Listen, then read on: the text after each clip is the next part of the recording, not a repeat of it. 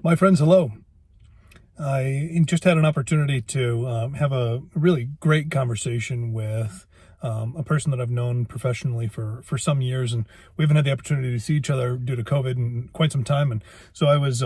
visiting the art installation that I have. I have been fortunate to have an installation, permanent installation for the last couple of years, and so I was visiting that today since I haven't been there in a year, and wanted to see what's it all looking like, where's my art at, and rotate some things out and so forth. And this woman, I've known her for some time. I was having the opportunity to talk to her about how life is going and how the space has been going and how her job and everything else is going in life. And we talked about what's happening with her partner, what's happening with my family, and all these things. And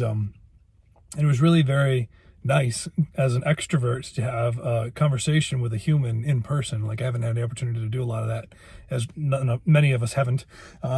And so it was really fun. We were both reflecting on how, being extroverts, we used to go to networking events, and we'd go to all these things all the time. And then we talked about how there's people in our lives who are very introverted, and how even our own behaviors as extroverts have changed as a result of quarantine, and trying to do the best we can to stay home instead of being out and about with the world when we don't need to be, and how our own behaviors have changed, and particularly though how the people close to us who are introverted have how this experience has impacted them, and how now we're starting to see and hear about people with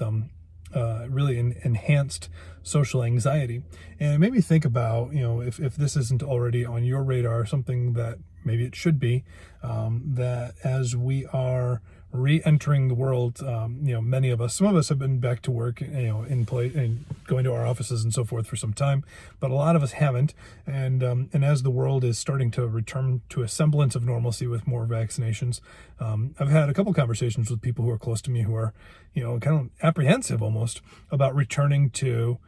the way things were, or whatever new normal is going to look like, and how going to restaurants and movies and birthday parties and all these things is inducing a lot of stress, just the thought of it for people, and how we haven't been having events and meetings and these types of things in the way that we have in the past. We've got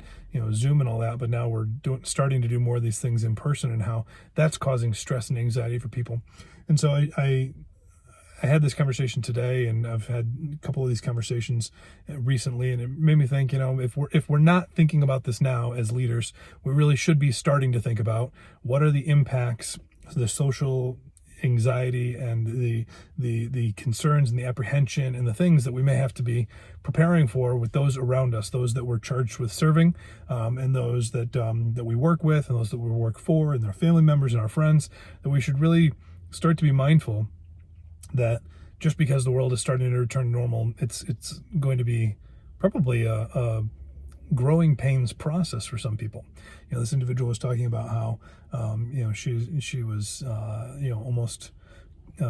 dreading going to a very small gathering, and how even as a person who's been extroverted, like, that's really changed in her mind. So I share this with you as something to be contemplating. I don't know that I have a solution. I don't know that there is a solution yet. This is a new challenge that none of us have ever faced before,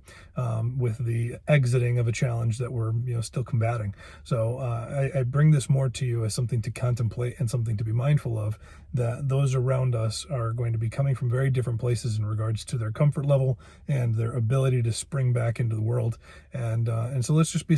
be compassionate, and let's do the best that we can to be